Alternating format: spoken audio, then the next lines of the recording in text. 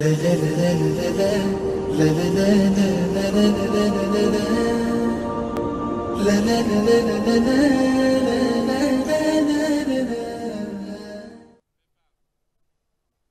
بالله السميع العليم من الشيطان الرجيم. بسم الله الرحمن الرحيم. الحمد لله رب العالمين، والصلاة والسلام على سيدنا ونبينا بالقاسم محمد صلى الله عليه وعلى آبائه الطيبين وآله الطاهرين المعصومين الهداة المكرمين الذين أذهب الله عنهم الرجس وطهرهم تطہیرا. اما بعد، دعائے ابو حمزہ صومالی کے شرح کلمات کے جاری سلسلے کی آج یہ نشست اس منزل تک پہنچی ہے کہ جہاں ہم ایک عظیم ہستی کی یاد منا رہے، اور حقیقت یہ ہے کہ آج اس ہستی کی وفات کی یاد ہے کہ جو پیغمبر اکرم صلی اللہ علیہ وآلہ وسلم کے دل کا سہارا، ان کے مشن کی مددگار، ام المؤمنین، پہلی وہ ہستی کہ جس نے اپنے تمام اموال کے ساتھ، اپنی تمام استطاعت کے ساتھ پیغمبر اکرم کا اس مشن میں ساتھ دیا جب پوری قوم مخالف تھی، کفار و مشرکین نے تلواریں اٹھائی ہوئی تھی، ہر طرف سے مخالفت ہو رہی تھی کہ یہ عبداللہ کا یتیم ہمارے خداؤں کو برا بھلا کہتا ہے اور ہم کبھی یہ برداشت نہیں کریں گے. مگر تاریخ نے یہ ثابت کیا کہ پیغمبر اکرم ان کے خداؤں کو برا بھلا کبھی نہیں کہتے تھے، بلکہ ان کے خداؤں کو خدا نہیں مانتے تھے. برا بھلا کہنا اور ہے، پیغمبر تو اتنے خلق عظیم کے مالک تھے کہ وہ کسی کو برا بھلا کہنا تو بجائے خود وہ اس کا تصور بھی نہیں کر سکتے تھے کہ وہ برے کو برا بھلا کہیں، بلکہ برے کو غلط کہنا اور ہے، برا بھلا کہنا اور ہے. اور یہ حضرت خدیجہ سلام اللہ علیہا، یہ وہ ہستی ہیں کہ جن کے مال سے، جن کی طاقت سے، جن کی مدد سے پیغمبر اکرم نے کفار و مشرکین کا مقابلہ کرنے کا عزم کیا اور سامنے آئے. ہاں، میں عام طور پر یہ کہتا ہوں کہ یہ درست ہے کہ مال خدیجہ پیغمبر کے مشن میں کام آیا، لیکن یہ مال بنیاد نہیں تھا، در حقیقت ان کی نصرت کا اظہار بنیاد تھا. وہ مال کتنا کام آتا، پیغمبر اکرم کی وہ 40 سالہ زندگی کے جو آپ نے ان دشمنوں میں گزاری، وہ بنیاد تھی جس میں صداقت و امانت کے عملی مظاہرے ہوئے. ان عملی مظاہروں کی بنیاد پر پیغمبر نے اپنے مشن کو آگے بڑھایا، اور نصرت سے مراد مالی مدد ایک طرف، مالی مدد بنیاد نہیں تھی بلکہ مالی مدد اس کے ساتھ تھی جو ان کی نصرت کا اعلان تھا. وہ اعلان نصرت پیغمبر حقیقت میں حضرت خدیجہ کی طرف سے بنیادی طور پر توحیدی مشن میں شامل ہوا. اور یہی وہ وجہ ہے کہ ہم انشاءاللہ، چونکہ دعا کے شرح کلمات میں ہیں، ہم اس سے زیادہ اس موضوع پر اور کچھ نہیں بولتے، ورنہ یہ ایک ایسا وسیع موضوع ہے. حضرت خدیجہ سلام اللہ علیہا کا تاریخ میں وہ درخشندہ نام اور درخشندہ کام اور کارنامہ اس قدر عظیم ہے کہ اگر ہم اس کے کسی بھی پہلو پر نظر کریں تو پتہ چلتا ہے کہ اللہ نے اس بی بی کے دل میں اپنے मिशन तौहीद की नुसरत का वो जज्बा पैदा किया था कि जो उनके आबाओ अजदाद, और यहाँ अभी चूंकि वक्त नहीं कि हम उस पर बहस करें कि आया इनके आबाओ अजदाद में तौहीदी दीन की किस कदर बुनियादें मजबूत थी, और चूंकि हम कायल हैं कि पैगंबर अकरम के किसी भी आबाओ अजदाद में से कोई भी बुत परस्त नहीं था, बल्कि सभी तौहीद परस्त थे, दीन इब्राहिमी पर थे, और इनमें से कोई भी ऐसा न था कि जो बुत परस्त हो। लेकिन हम आज यहाँ उस मौजू से हटकर सिर्फ इतना अर्ज करते हैं कि हम अपने इमाम वक्त वलीउल अम्र हजरत इमाम ज़माना अलैहिस्सलाम की खिदमत में इस मुअज़्ज़मा की वफात पर इजहार ताज़ियत करते हैं, ताज़ियत पेश करते हैं, और कहते हैं कि ऐ मौला, आप पर्दा गैबत में हैं और हम यहाँ आपके दौरान इमामत में रहते हुए आपकी इस जद्दाए मुअज़्ज़मा की वफात का आपकी खिदमत में हम ताज़ियत पेश करते हैं उसकी, और इंशाअल्लाह बारगाह रब्बुल इज़्ज़त में दुआ करते हैं कि अल्लाह ताला उस मासूमा को कि जिसके बतने मुबारक से फातिमतुज़ ज़हरा सलामुल्लाह अलैहा जैसी अजीम हस्ती पैदा हुई, वो फातिमा के जो खुद उम्मुल मासूमीन हैं और ये उम्मुल मासूमा हैं, वो हस्ती के जिसने दुनिया को हसन और हुसैन जैसे अजीम फर्जंद अता किए, ये उस माँ की माँ है कि जिसने पैगंबर को खुद एहसास कुव्वत दिलाया कि मैं आपके साथ हूँ, पूरी दुनिया मुख्तलिफ और मुखालिफ होती रहे मगर मैं जो आपके साथ हूँ, मैं आपके तौहीदी मिशन में कदम ब कदम आपकी नुसरत और मदद। वरना ये लफ्ज़ नुसरत भी मैं समझता हूँ कम है। पैगंबर को उस नुसरत की कोई जरूरत नहीं थी कि जिसके बगैर वो अपना मिशन आगे न बढ़ा सके। ये तो इज्जत थी खुद हजरत खदीजा को मिली कि जिन्होंने साथ दिया। लफ्ज नुसरत का इस्तेमाल दर हकीकत एक उमूमी मानी और मुहावरे के तौर पर है, वरना मैं कहता हूँ जनाब खदीजा सलामुल्लाह अलैहा ने पैगंबर का साथ दिया। नासिर तो अल्लाह था, नुसरत तो खुदा की तरफ से हासिल हुई। लिहाजा हम इस मौका पर अब दुआए अबू हमजा सोमाली से कुछ कलिमात उनकी रूह तैयबा को हदिया करते हैं कि जिसमें कल हमने अर्ज किया था कि खुदावंद आलम की बारगाह में मासूम ने अर्ज किया, अदऊ का या रब राहिबन रागिबन, ए तुझे पुकारता हूँ ए मेरे परवरदिगार, राहिबन खौफ ज़दा होकर, खौफ के साथ, डर के साथ, रागिबन रग़बत करते हुए, राजियन खाइफन उम्मीद के साथ, और फिर दोबारा खाइफन कहा। अब यहाँ वो वक्त नहीं कि मैं राहिबन और रागिबन के फर्क को बयान करूं, बस इतना अर्ज करता हूं कि हर बंदा अपनी अबदियत के तकाजों को पूरा करते हुए बारगाह माबूद में अपनी तलब को पेश करता है, वरना वो जात कहाँ और अब्द की अबदियत कहाँ, वो किस तरह से अपने मौला से कुछ कह सकता है, कुछ मांग सकता है। उसका मांगना अपने मौला से, यहाँ इमाम ने दो तीन अल्फाज इस्तेमाल किए हैं। एक कहा है या रब, ऐ मेरे परवरदिगार। दूसरा कहा है क्या, या मौलाया इज़ा रायतु मौलाया जुनूबी फज़अतु, आका का लफ्ज इस्तेमाल किया है। और आज जिस जुमले पर हम आज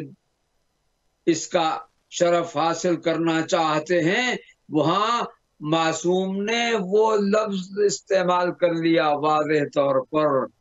معبود کا لفظ استعمال کیا، اور رب بھی وہی ہے، مولا و آقا بھی وہی ہے، معبود بھی وہی ہے۔ عرض کرتے ہیں حجتی یا اللہ فی جرأتی علی مسئلتک، اے میرے پروردگار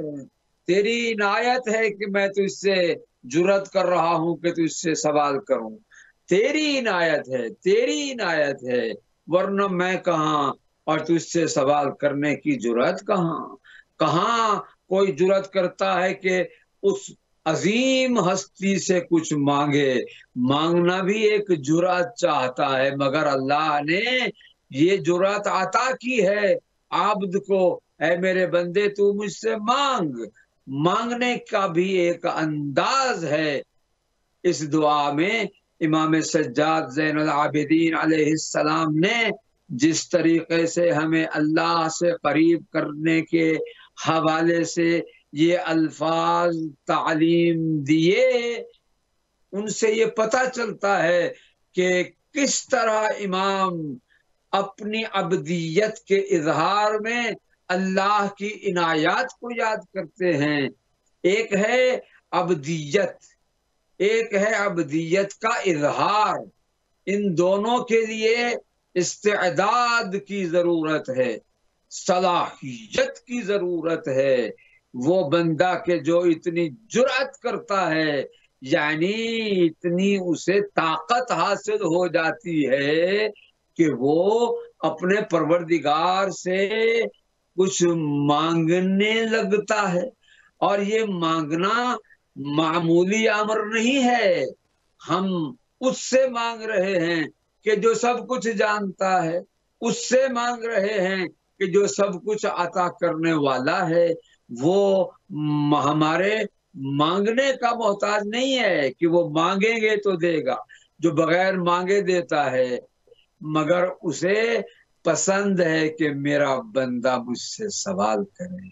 اسے پسند ہے کہ میرا بندہ مجھ سے مانگے۔ اس کا مانگنا،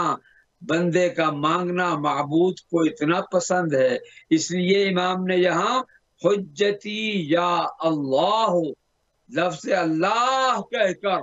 پہلے رب کہا پھر مولا کہا، اب اللہ کہہ کر مخاطب ہیں، اے پروردگار میں تجھ سے تیری اس عنایت کے ساتھ کہ جو تو نے مجھے نوازا ہے، اس بنیاد پر میں تجھ سے سوال کر رہا ہوں، اور میں اس قابل تو نہیں ہوں کہ تو مجھے وہ کچھ کہ جو میں چاہتا ہوں عطا کرے، اس لیے کہ معتیانی ما تکرہ جودک و کرمک، تیری سخا، تیرا جود و کرم کہاں اور میری طلب کہاں؟ میں اس چیز کو تو مجھے عطا کر رہا ہے جو تیرے جود و کرم کو ناپسند بھی ہو کہ ایسے بندے کو عطا کر، مگر تو عطا کر رہا ہے کیوں؟ اس لیے کہ تو عطا کرنے والا ہے اور میں مانگنے والا ہوں۔ تجھے میرے مانگنے کے انداز نے تیرے جود و کرم کو مجھے عطا کرنے کی راہ ہموار کی ہے، اور میں وہ ہوں کہ جو ہر حال میں تیری اس عنایت کا محتاج ہوں کہ جو تیرے جود و کرم کا تقاضا ہے۔ گویا دوسرے لفظوں میں امام علیہ السلام نے یہ تعلیم دی ہے کہ اے پروردگار، اس طرح سے کہو، اے پروردگار تیری عنایت ہے۔ بار بار اس بات کو میں اس لیے دہرا رہا ہوں کہ دعا کے الفاظ میں مختلف انداز و الفاظ و عبارات کے ساتھ ایک ہی مفہوم کو پیش کیا گیا ہے کہ اے میرے پروردگار، اے اللہ تیری عنایت ہے، تیری حجت، اور وہ تو نے جو میرے لیے راہ ہموار کی ہے، اسے میں دوسرے لفظوں میں یوں کہہ سکتا ہوں کہ اے میرے وہ پروردگار، اے میرے وہ معبود کہ جس نے میرے لیے اس صلاحیت کو قائم کیا ہے، اس کی راہیں ہموار کی ہیں، اور مجھے اس قابل بنایا ہے کہ میں تجھ سے مانگوں اور تو مجھے عطا کرے۔ تیری عطا و عنایت، تیرے جود و کرم سے ہم آہنگ ہو یا نہ ہو، مگر میں تو مانگ رہا ہوں، اور یہ میرا مانگنا ہی تجھے اتنا پسند ہے کہ تو مجھے عطا کرتا ہے۔ لہذا حقیقت یہ ہے کہ ہمارا اپنے رب سے مانگنا یہ بھی اس کی عنایت ہے کہ وہ ہمیں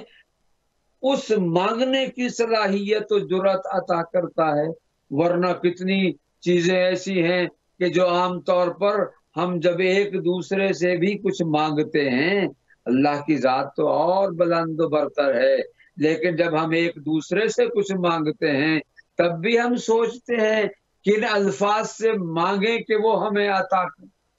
کن الفاظ سے سوال کریں کہ وہ ہمیں دے دے، اور ہم تو جانتے بھی نہیں کہ اس معبود کی بارگاہ میں کن لفظوں سے اپنا مطلوب پیش کریں، اپنا مقصود ظاہر کریں۔ ہم تو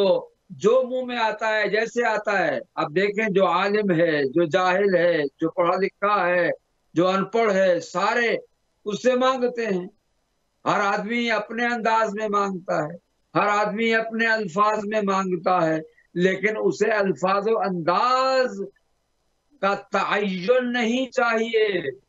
اسے اس قلبی کیفیت کا وہ احوال مطلوب ہے کہ جو سوال کرنے والے میں پایا جانا ضروری ہوتا ہے۔ وہ کیا ہے؟ وہ عبدیت کا اخلاص ہے۔ میں اس سے کیوں مانگتا ہوں؟ کیوں مانگوں جسے میں دیکھتا بھی نہیں ہوں؟ میں اسے کیوں مانگوں کہ جو میرے سامنے ظاہری طور پر جسمانی صورت میں موجود ہی نہیں ہے؟ میں اس سے کیسے مانگوں؟ مگر اس ایمان کی قوت کے ساتھ اور اخلاص کی عظمت کے ساتھ میں اس سے مانگتا ہوں اور وہ مجھے عطا کرتا ہے۔ کہاں اس کا کرم، کہاں اس کا جود، کہاں اس کی سخا، کہاں میں؟ ان دونوں کا کوئی آپس میں جوڑ ہی نہیں بنتا ہے، مگر وہ اتنا کریم ہے، اتنا سخی ہے کہ وہ مجھے اس قابل بنا دیتا ہے کہ میں اس سے مانگوں۔ مجھے کیا معلوم کہ مجھ میں کون کون سی صلاحیت پائی جاتی ہے؟ میں تو سراپا نقص ہوں، ہر حوالے سے ناقص ہوں، وہ ہر حوالے سے کامل ہے۔ اب جو ہر حوالے سے ناقص ہو وہ اس سے مانگے کہ جو ہر حوالے سے کامل ہے،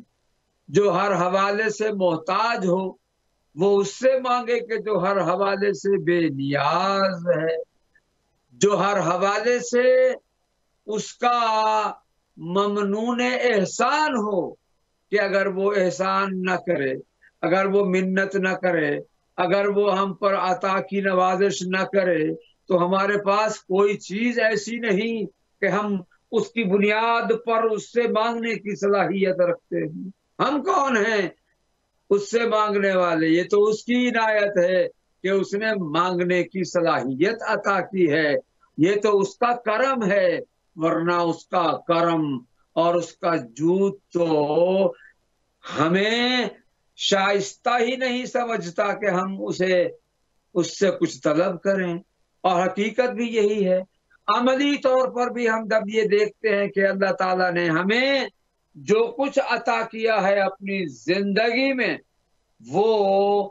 اتنا کچھ ہے کہ جس سے ہم اپنی زندگی کے سفر کو طے کر سکتے ہیں، مگر پھر بھی اللہ کہتا ہے مجھ سے مانگو، مجھ سے مانگو، مجھ سے مانگو۔ کیوں؟ اس لیے کہ تمہیں معلوم نہیں کہ تمہیں ابھی کیا ضرورت ہے۔ تم مانگو، میں دیتا رہوں گا،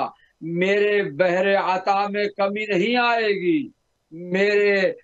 میری عنایت کے سمندر میں وسعت ہی وسعت ہے، بس میں نے تمہیں اس قابل بنا دیا ہے کہ تم مجھے پکارو، مجھ سے مانگو اور مجھ سے طلب کرو۔ اب یہاں میں یہ بھی عرض کر دوں کہ امام معصوم علیہ السلام نے ہمیں اپنی اس دعا کے ذریعے سے وہ تعلیم دی ہے کہ جس میں امام نے ہماری کمزوری کا احساس دلاتے ہوئے، اس کی کبریائی کی طرف توجہ کرتے ہوئے ہمیں در حقیقت اس امر کی عنایت کی ہے کہ اے اللہ کے بندو، تم جس سے مانگ رہے ہو بس یہ جان لو وہ تمہاری حیثیت کو نہیں دیکھتا ہے، اپنی حیثیت کو دیکھتا ہے۔ اگر ہماری حیثیت کو خدا دیکھے تو ہم تو کسی قابل ہی نہیں ہیں، اس کا کرم وجود تو ہمیں اس کے قابل ہی نہیں سمجھتا ہے۔ بالکل صحیح ہے، ہم کہاں، ہم دن میں کتنی مرتبہ اس کی معصیت کے مرتکب ہوتے ہیں۔ ہم اپنی زبان کے ساتھ، اپنی آنکھ کے ساتھ، اپنے کانوں کے ساتھ، اپنے ہاتھوں کے ساتھ، اپنے اعضاء و جوارح کے ساتھ اور اپنے دل کے ساتھ اس سے ہٹ جاتے ہیں اور اس سے ہماری توجہات دور ہو جاتی ہیں، مگر پھر بھی وہ کریم ہے، پھر بھی وہ رحیم ہے، پھر بھی وہ عطا کرنے والا ہے، پھر بھی وہ سخی ہے۔ تو یہ دونوں چیزیں ہمارے مد نظر رہنی چاہیے، ہمیں ملحوظ خاطر ہونا چاہیے، ہمارے ذہنوں میں، ہماری فکروں میں، ہماری توجہات میں یہ بات رہنی چاہیے کہ ہم بالکل مستحق نہیں ہیں، یہ اس کی عنایت ہے، یہ اس کی کرم نوازی ہے۔ ان دونوں چیزوں کو ہمیں ذہن میں رکھ کر مانگنا چاہیے۔ اگر وہ عطا کرے تو اس کی مہربانی ہے، اور اگر وہ عطا نہ کرے تو یہ اس کا ظلم نہیں ہے۔ جیسے کل کے بیان میں بھی عرض کیا تھا کہ امام نے بڑے واضح الفاظ میں بارگاہ الہی میں عرض کر دی، فَإِنْ عَفَوْتَ فَخَيْرُ رَاحِمٍ وَإِنْ عَذَّبْتَ فَغَيْرُ ظَالِمٍ۔ دے تو تیری مہربانی، نہ دے تو یہ تیرے عدل کے خلاف بات نہیں ہے، عین عدل ہے، تو ظالم نہیں ہے۔ ظلم اور عدل کا فرق بہت واضح ہے۔ عدل کہتے ہیں وضع الشیء فی محلہ، اور ظلم کہتے ہیں وضع الشیء فی غیر محلہ۔ اللہ تو میں عادل ہے، تخلیق میں بھی، رزق دینے میں بھی، عطا کرنے میں بھی، دعا کی قبولیت میں بھی، دعا کے رد کرنے میں بھی اس کا عدل ہے۔ وہ غیر ظالم، وہ ظالم نہیں ہے۔ لہٰذا ہم کہتے ہیں اے پروردگار، اس کے باوجود ہم تو اس سے مانگ رہے ہیں اور تو عطا کرنے والا ہے، تو پھر کس کے پاس جائیں، کس سے مانگیں؟ اگر تو نہیں دے گا تو ہم تو پھر بھی تیری بارگاہ میں آئیں گے، تیرے دروازے پر جبین نیاز خم کر دیں گے، بس تو ہی عطا کرنے والا ہے اور تو ہی عطا کر۔ ہم مانگتے رہیں گے، مانگتے رہیں گے، مانگتے رہیں گے جب تک تو عطا نہیں فرمائے گا۔ جیسا کوئی دروازے پر آتا ہے تو وہ دستک دیتا ہے، جب تک گھر سے کوئی باہر نہ نکلے وہ دستک دیتا رہتا ہے، کیونکہ اسے کام ہے کہ وہ گھر والوں سے ملے۔ پروردگار، ہم تجھ سے ملنا چاہتے ہیں، ہم تیری بارگاہ میں پہنچنا چاہتے ہیں، تجھ سے حاصل کرنا چاہتے ہیں، لہذا بار بار آتے رہیں گے اور آ کر کہتے رہیں گے اے پروردگار تو عطا فرما، اے پروردگار تو عطا فرما۔ اور انشاءاللہ آج اس شب جمعہ کی برکت سے یقیناً ہم امید کرتے ہیں کہ تو ہماری دعاؤں کو شرف قبولیت عطا فرمائے گا اور ہماری حاجات کو پورا فرمائے گا۔ اے پروردگار، اے رب، اے مولا، اے معبود، تجھ سے ہی ہماری امیدیں وابستہ ہیں انشاءاللہ۔ والسلام علیکم ورحمۃ اللہ وبرکاتہ۔ لا لا لا لا لا لا لا لا لا لا